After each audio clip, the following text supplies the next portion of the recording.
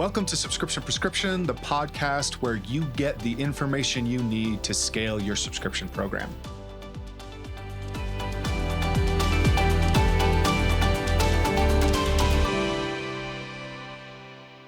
Hey everybody, and welcome to another episode of Subscription Prescription, a podcast where we talk about everything you need to know about D2C subscriptions. And today I am your special guest host. My name is Andriy Rudnyk, and I'm the founder of Good Subscription Agency.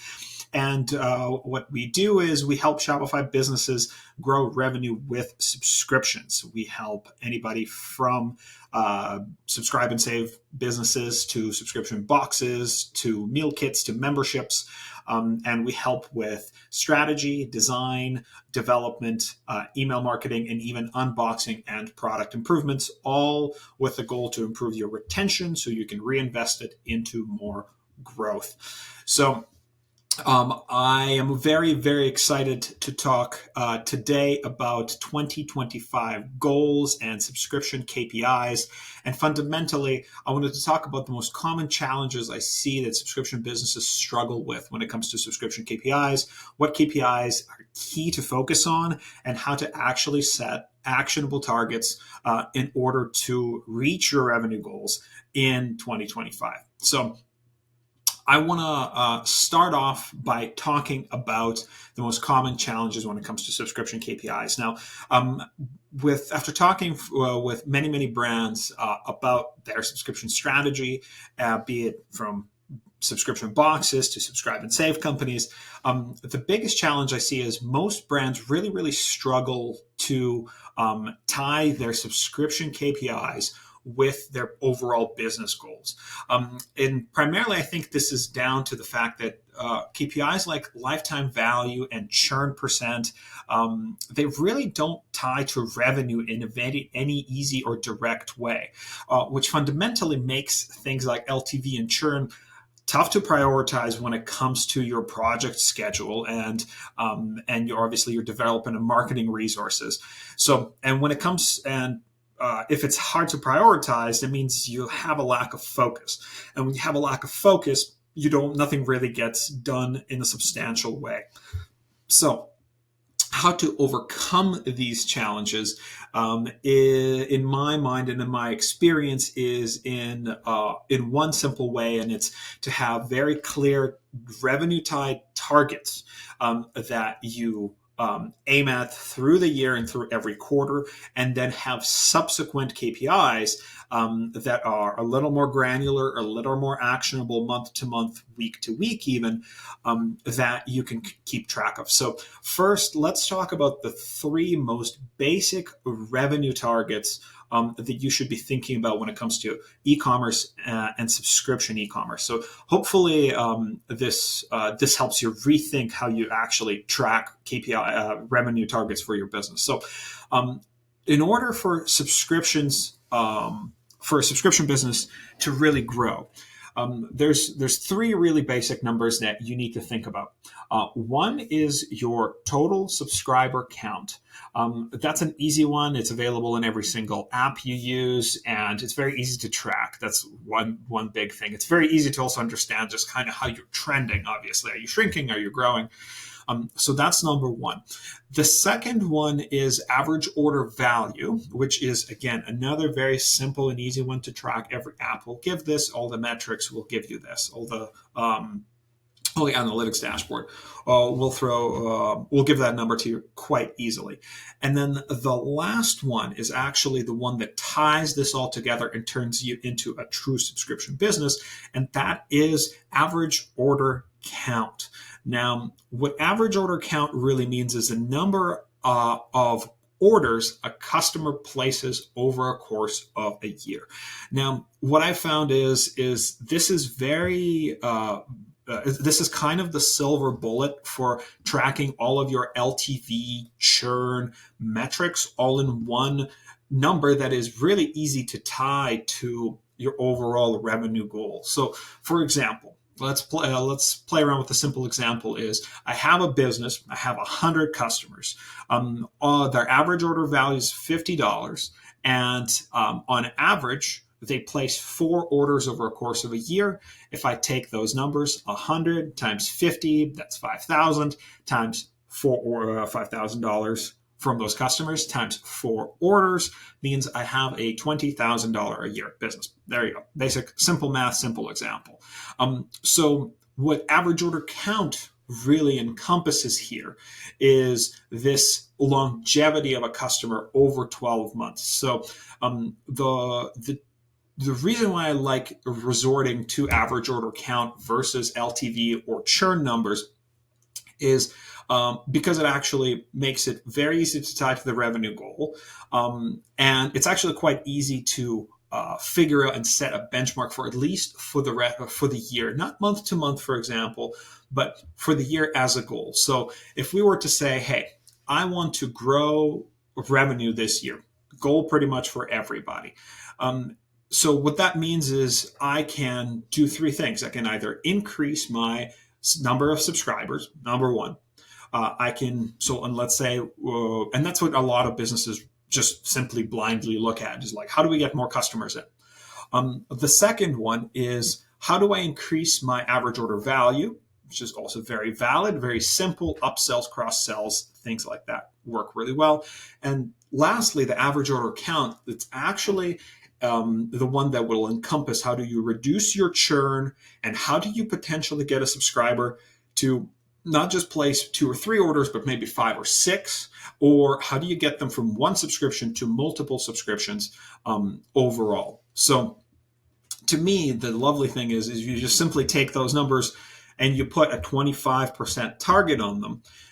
That will effectively double your total sales at the end of the year. If you just increase your customer number by 25%, your average order count by 25%, and your average order value by 25%, that will double your revenue at the end of the year.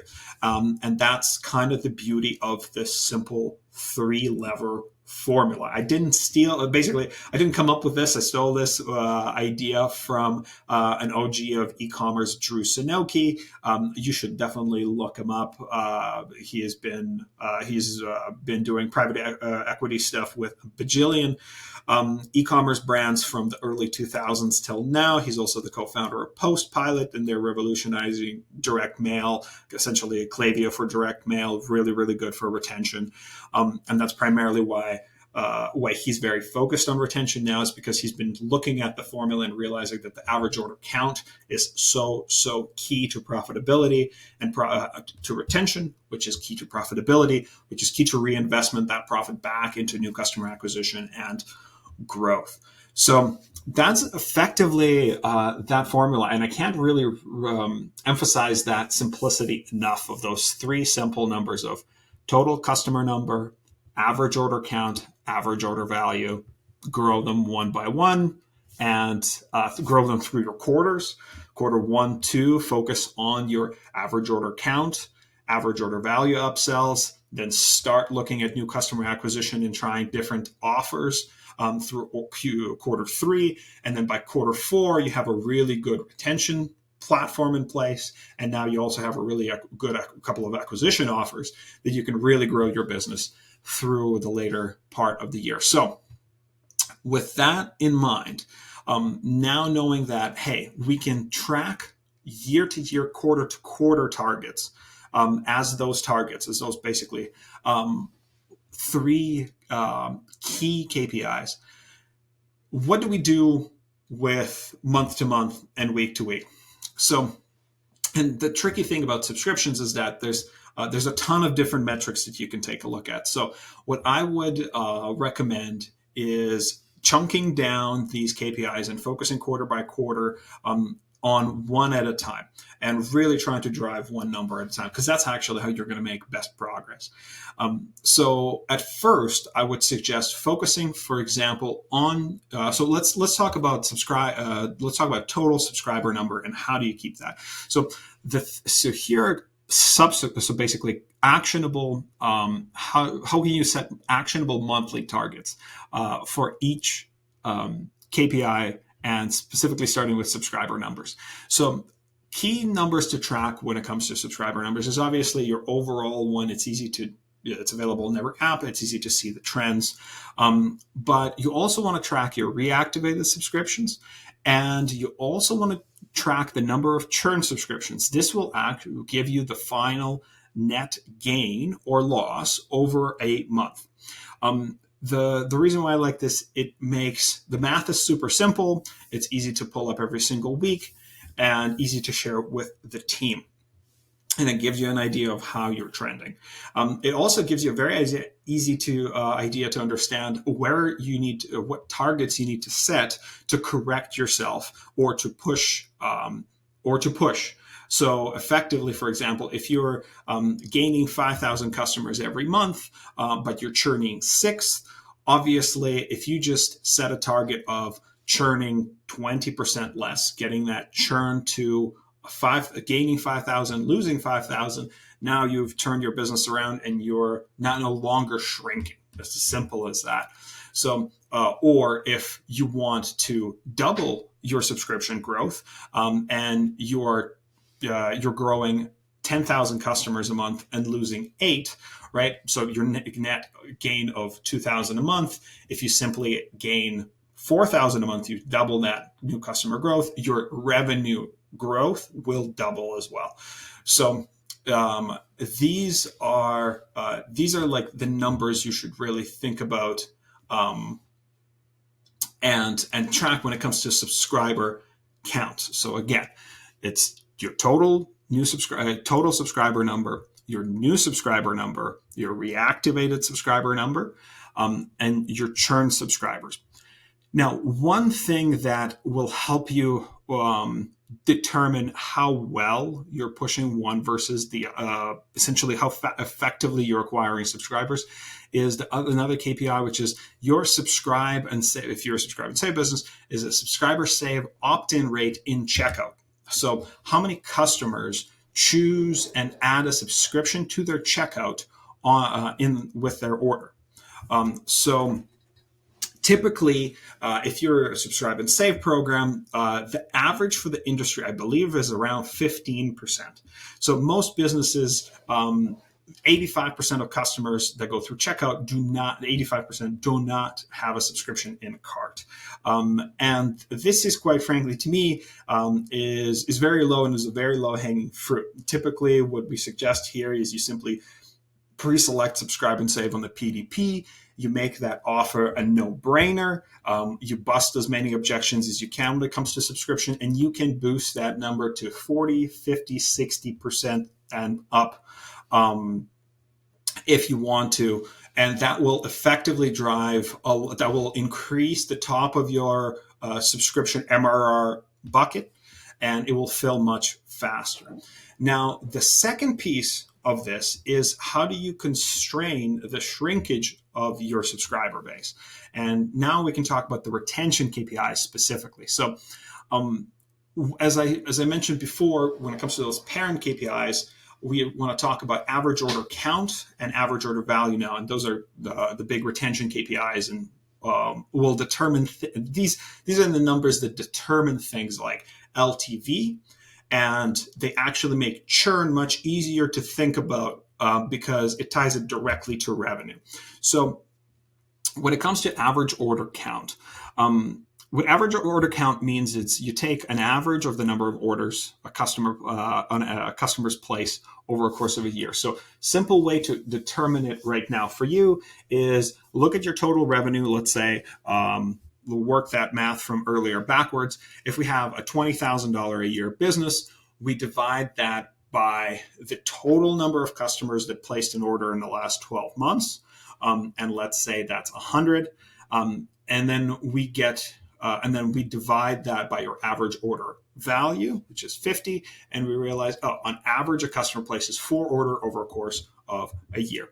Are there sub-cohorts of customers that place more than 4 orders? Absolutely. Are there some that will place much fewer, like 1 or 2? Absolutely.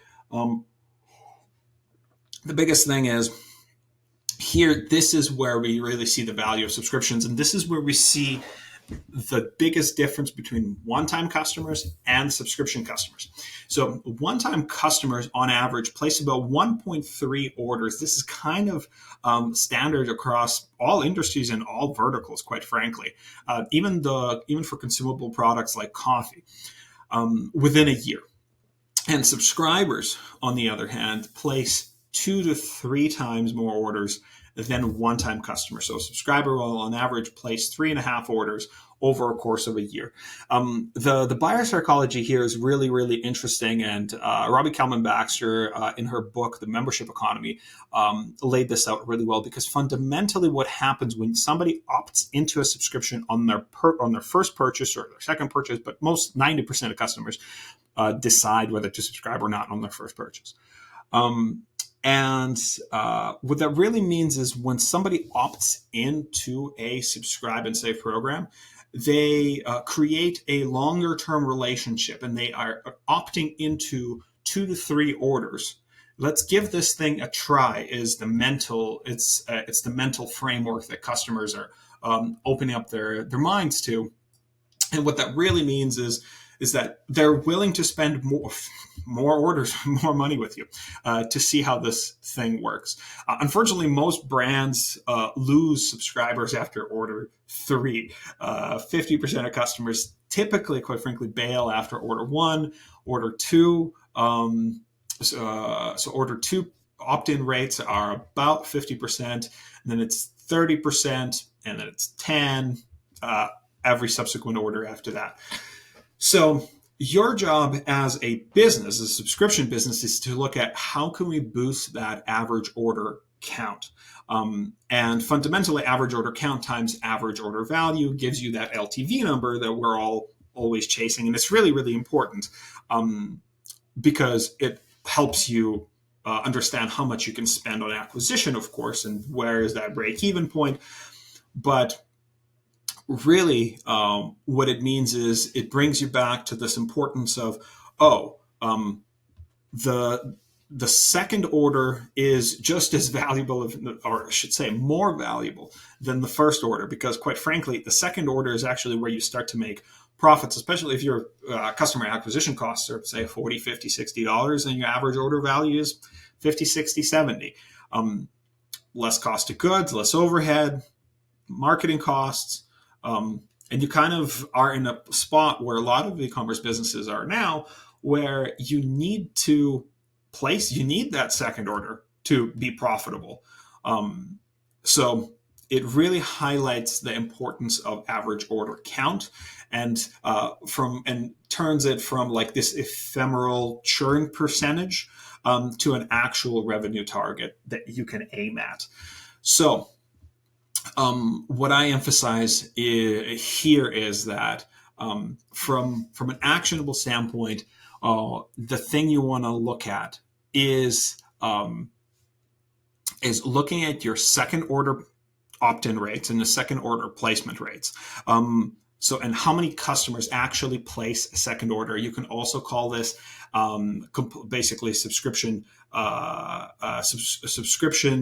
opt-in rate. Or sorry, not subscription opt-in rate, but subscription trial activation. That's what we're going for. Subscription activation is your second order, because the first order is effectively kind of like a trial of your subscription, and then a customer is trying to figure out, do I want this second order? What was the onboarding like? Do I really like this product? Can I easily manage my subscription? So all of those things you must do a really good job of onboarding a customer onto on the second, between the first and the second order, in order to make that second order actually happen. So from an actionable standpoint, well, what do you track month to month? This is the tricky piece, and this is, unfortunately, there's no easy answers here, but you do track your churn percentage and your churn save rate on top of your second order opt-in, third order opt-ins. Most apps will have that data, but you can also pull that data from Shopify itself. The beauty actually about getting that churn percentage and working on that churn percentage is that it will not only affect second or third order. And having a good cancel flow and a good cancel flow save rate through either internal tools, through your app, that or Recharge Now has, for example, a fantastic cancel flow builder that has built-in A/B testing and different offers and design and built-in drag and drop design tools, makes educational prompts and offer and transactional prompts really, really effective.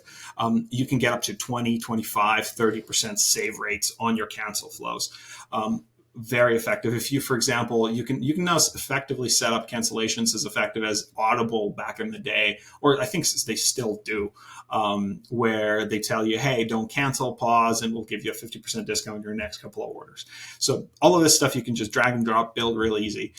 But also what we found is that you can save a lot of churn with basic educational efforts and humanizing the cancellation process with a message from the founder, reiteration of why the brand, why the customer signed up for the brand in the first place.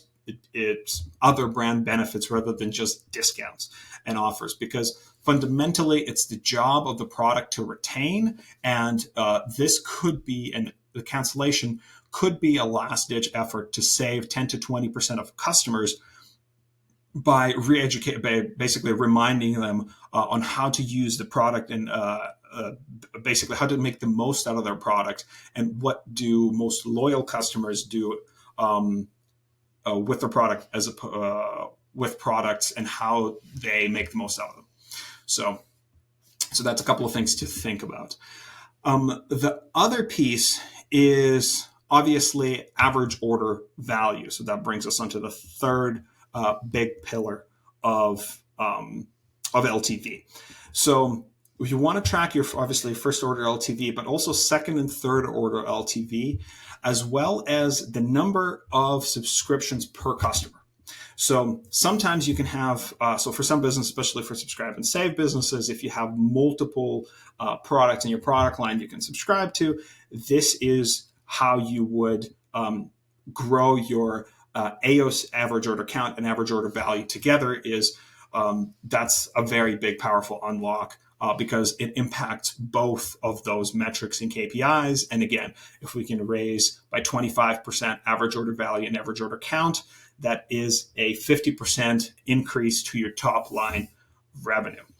So those are kind of like the big numbers you should be thinking about and tracking and focusing on. Now,